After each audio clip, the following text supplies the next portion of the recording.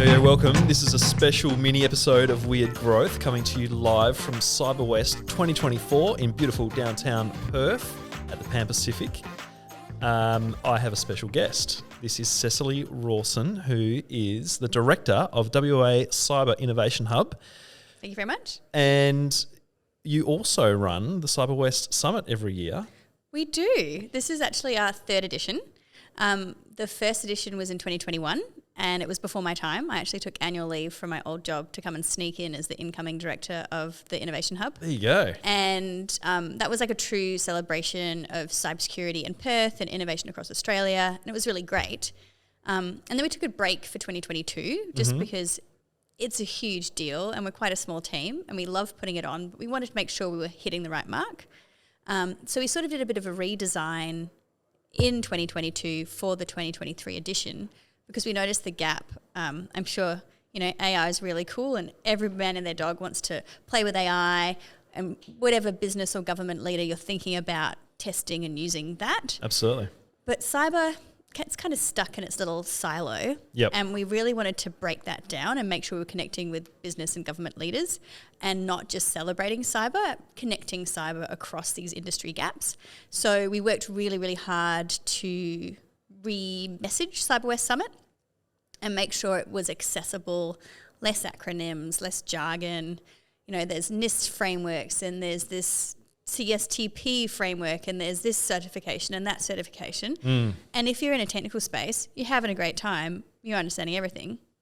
But if you're like me, who's new to the cyber world, doesn't really help you change your behavior, doesn't help you decrease your risk, and you don't really know what to do. Yeah. So we worked to A, have different people in the room, and then B, to work with our educators and our presenters to make sure that we didn't have acronym bingo, and we were talking in business language because we think that's how you actually change the landscape of cyber risk in Australia. Absolutely. Yeah. Well, congratulations on what you've achieved with it. It's an amazing turnout. I'm sure you can see, people will be able to see the buzz in the room over the couple of days that you've run the summit. There's hundreds of people here and from all walks of industry and institutions and things. So it's a really tremendous event. And it's certainly something which is obviously becoming more and more topical every year in an international level, at business levels, in government.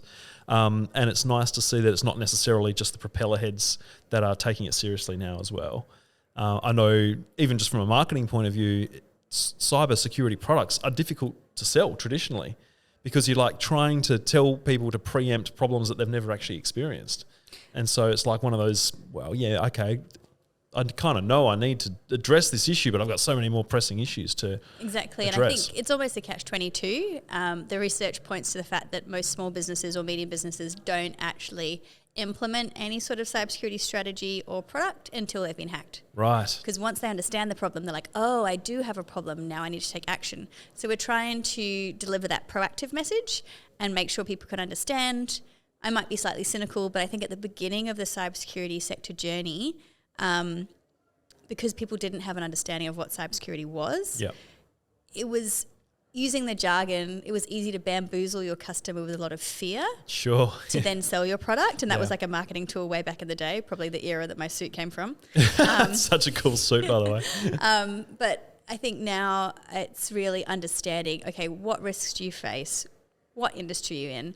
Who could possibly attack you? And if something happened, how do you recover? How do you keep your lights on? We have and it's not meant to be a fear-based conference. Sure. We don't want to use the jargon and the bamboozle and the snake oil. It's meant to be like, right, this is who you are. This is which industry you sit in. This is why you could be a target because, let's face it, WA runs Australia's economy in so many different ways. Do we ever? Whether that's a popular thing to say outside WA or not. It's a very popular thing to say in this room, don't worry. And then if you think about AUKUS and all the attention that's getting in terms of the defence supply chain and the geopolitical environment we're existing in, it's a pretty spicy context to be a business in most industries. So if you can understand where you sit in that, which supply chains you want to be part of, and then how you can use cyber almost as a comparative advantage to win business and to build that trust with your customers. And at the second kind of arm is like, if something goes wrong, if the shoe drops, what do you do and how you keep your business running? Because the latest report, I believe it came out of the Australian Cybersecurity Centre, was that it was really sad. It was over 40% of small businesses didn't think they would actually survive a cyber incident. Oh, jeez.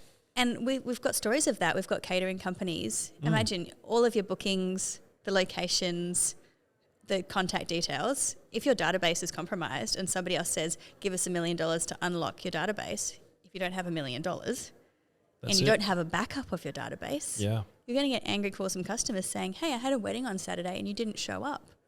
So it's really understanding what are your risks and then how do you put in places like solid backups, even a password manager, which is not rocket science. Really cool verification tools coming out of WA like Bank Vault. They have this amazing verification system, which means you can actually trust who's on the end of a telephone, which is really hard, and AI is going to make it even harder. So I'm proud of what we're growing just in terms of the cyber innovations. Yeah. But in terms of just trying to communicate, cyber's actually not that hard.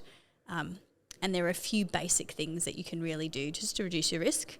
Unfortunately, it's like burglaries. Like, you can live in the right suburb, you can have locks on your doors, you can have security cameras, but things sometimes happen. Yep. But how do you recover from them, and how do you make sure that you recover in a way that's sustainable for your business and professional, and also for your staff, because it can be pretty stressful when an incident does occur. 100%, yeah. Well, thank you for putting a positive angle on it, I suppose, for most people, because it does feel scary and unknown, and I think that's absolutely the best methodology to get it out. And, you know, for small business owners in particular, this can be something which actually helps you grow and helps you thrive in ways where you build trust with your customers and can focus on what you do best, 100%.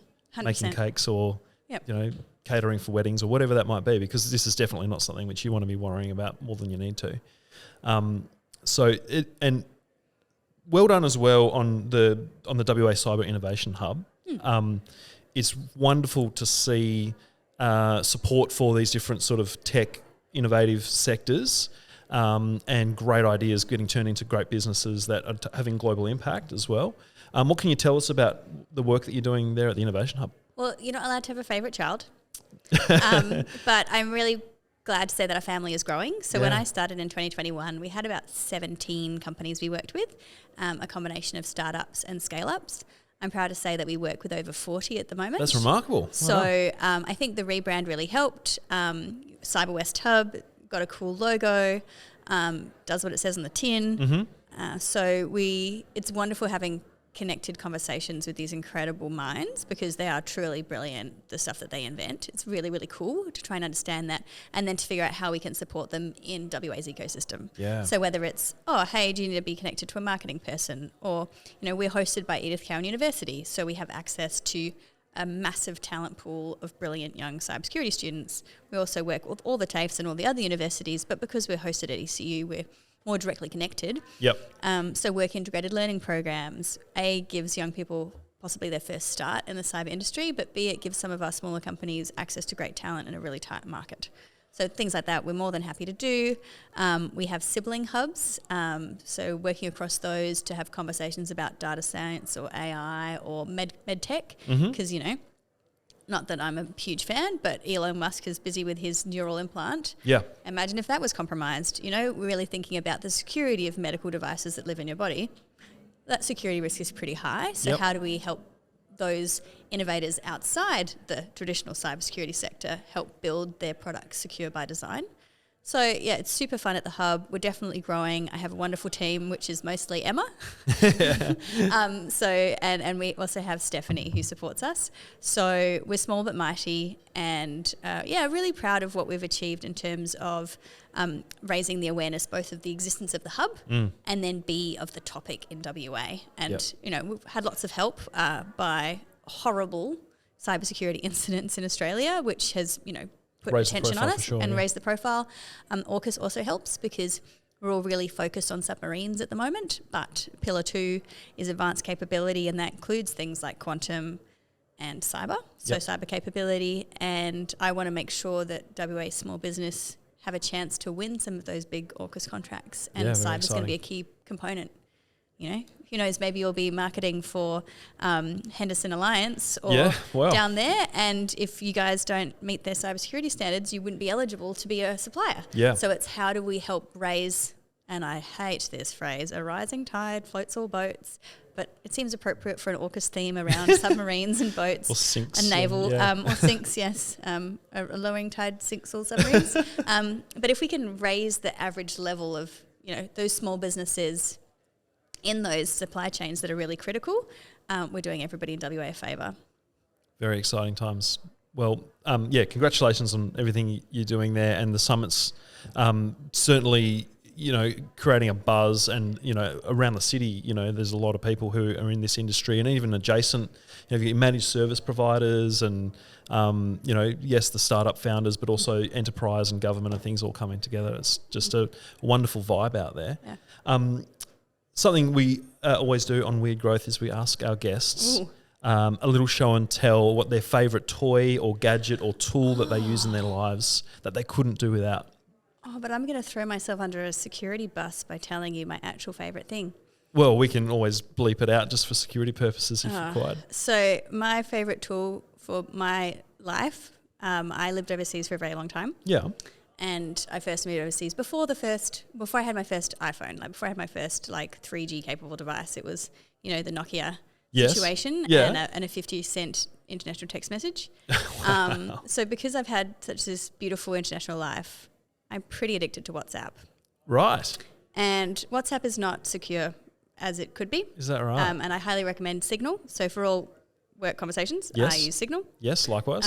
And Signal is much better. And it's from the founders of WhatsApp. However, something to do with the UX or the branding, I haven't been able to transition enough people in my life across. And so I do spend quite a lot of time on WhatsApp. It's interesting, hey? I can't get it. I threw my toys out of the cot when they were acquired by Meta, whenever that was, and really did an active campaign to be like, if you want to talk to me, I'm over here. And then nobody talked to me. And so... it's funny because Apple uses... the iMessage apparently, I'm an Android user. That's okay, we can still be friends. iPhone users seem to still, some of them still stick to just iMessage. Yeah, iMessage is pretty good from a security standard to my understanding as a non-technical cyber person. You may get feedback on this podcast that perhaps I was incorrect. But iMessage doesn't always work if you change your SIM card. And because I lived this international life, I would be that person who'd buy a local SIM to have local data, blah, blah, blah. And so things like Signal and WhatsApp means you can still talk. So iMessage is still, beautiful. Blue ticks are great, and blue messages. But so you would get a green message from me. Is that right? You would be a green bubble. It's okay. Yeah. And so I still like green. It's all right. Yeah, green's a great colour. But yeah, WhatsApp for me at a personal level, whether it's a tool or a toy, I love it because it means that I feel connected to family and friends globally. When you're busy with a conference and you may not be sleeping very much, you know more about your friend in Chile and how her little kid's going in the middle of their second winter. So nice. I find that's probably one of my favourite things. Yep. And probably most of my dinner party conversations come from a book called Utopia for Idealists. It's written by an economist. Okay. And it's basically talking about how within a capitalist system you can use financial and economic tools to create the utopia that idealists have. So some of them were implemented during COVID, such as minimum basic income for people who are not working, amongst others, and paying people for their value to society, not to their value to the economy. Fascinating stuff. So it doesn't always go down well, depending on the context, but... I really like, he's a Dutch economist and author, so that's probably my other beautiful go-to. Utopia for Idealists. I think it's Rutger Brennan, but my Dutch is not great. We'll pop a link in the show notes, and if we get any Amazon